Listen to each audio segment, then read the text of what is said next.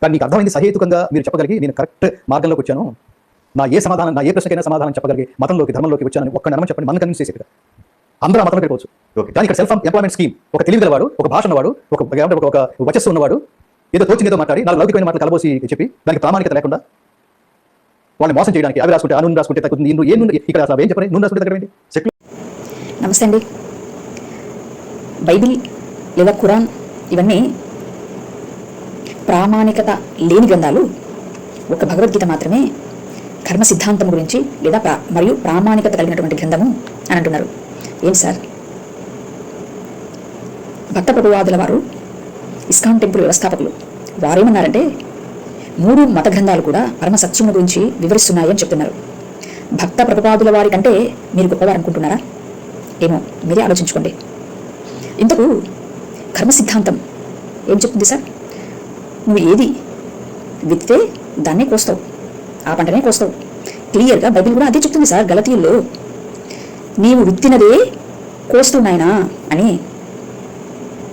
ప్రామాణికత లేదు, వారి వారి ఐడియాలజీ ప్రకారం అవి జనించాయి అని చెప్తున్నారు. మరి వ్యాస భగవానుడి నుంచి వచ్చాయి కదా వేదాలు, ఆయన యొక్క ఐడియాల నుంచి వచ్చినాయి అని మేము చెప్తున్నామా? లేదు సార్. ఆత్మావేశంతో నిండుకున్న వారై ఆత్మ వారికి బోధిస్తుండగా వారు రచించారు. అది బైబిల్ కానీ లేదా వేదం కానీ. కర్మ సిద్ధాంతము మీరు చెప్తున్నారు కదా, ఊరికే పాపాలు తొలగిపోవు, తప్పకుండా కర్మ సిద్ధాంతం అనేది ఉంది అని చెప్తున్నారు కదా సార్. భగవద్గీత 18వ అధ్యాయములో చెప్తున్నటువంటి దేవుడి యొక్క కృప ఎలా వివరిస్తారు మీరు? విశ్వాసమును ఎలా వివరిస్తారు మీరు?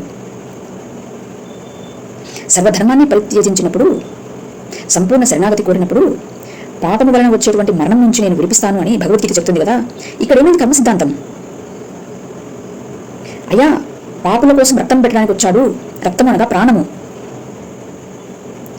ఎవరైతే అర్జునుడు యుద్ధభూమిలో ఏ విధంగా కుంగి చతికిలబడ్డాడో, అలా ఎవరైతే వారి వారి యొక్క మనస్సులో, హృదయమందు, ఆత్మలో జరిగేటువంటి యుద్ధంలో ఎవరైతే చతికిలపడి ఉన్నాడో, అనగా లోకం విషయంలో, లోకమనగా తమో రజోసత్వ గుణాలు, ఆయా విషయంలో ఎవరైతే చచ్చినటువంటి వాడై ఉన్నాడో అట్టి శరణార్థులకు, ప్రాణము నీరైపోయినటువంటి అట్టి శరణార్థులకు అవసరము ప్రాణమే, అనగా శక్తియే.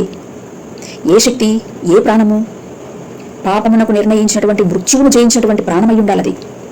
ఏ దేవుడు ప్రాణమును పెట్టవచ్చాడు సార్ నా కోసము? సంపూర్ణ శరణాగతి కోరినటువంటి వారి కోసము ఏ దేవుడు తన ప్రాణము పెట్టవచ్చాడు? బైబిల్ చెప్తుంది, రోమీయుల గ్రంథము 4వ అధ్యాయము 7వ వచనము, తన అతిక్రమములకు పరిహారము పొందినటువంటి వాడు ధన్యుడు, తన పాపములకు ప్రాయశ్చిత్తం పొందినటువంటి వాడు ధన్యుడు అని. క్రీస్తు రక్తము ఊరికే దొరకదు సార్, తేరగా దొరకదు క్రీస్తు రక్తం.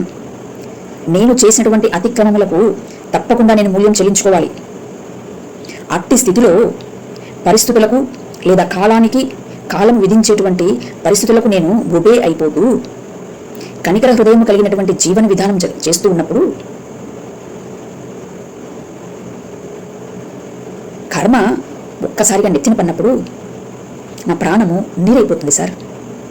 ఒక క్షణము కూడా ముందుకు అడుగు వేయలేని స్థితి. అప్పుడు ఆ జీవన విధానములో సంపూర్ణంగా శరణాగతి పొందుతా నేను. అట్లా కుప్పకూలినటువంటి నాకు, వండరైనటువంటి నా మనస్సుకు ఆశ్రయం ఇవ్వడానికి వచ్చినటువంటి వాడే క్రీస్తు. అందుకే క్రీస్తు రక్తము వలన పాపములు క్షమింపబడతాయి అనేది. అందుకే ఎటర్నల్ లైఫ్ ఆ యొక్క రక్తము సూచిస్తుంది. రక్తం అనగా పరిశుద్ధాత్మ శక్తి. కారణం, ఆయన మృత్యువును జయించి మృతుల నుంచి లేచినటువంటి వాడు. క్రీస్తు ఎవరో కాదు, నీ హృదయంలో ఉండేటువంటి పరమాత్మయే. క్రీస్తుని గురించినటువంటి మాటను విశ్వాసంతో వినడం వలన నీ స్వరూపాన్ని నువ్వు తెలుసుకున్నట్టు లెక్క. ఒకసారి ఆలోచించగలరని మనకి. థ్యాంక్ యూ, నమస్తే.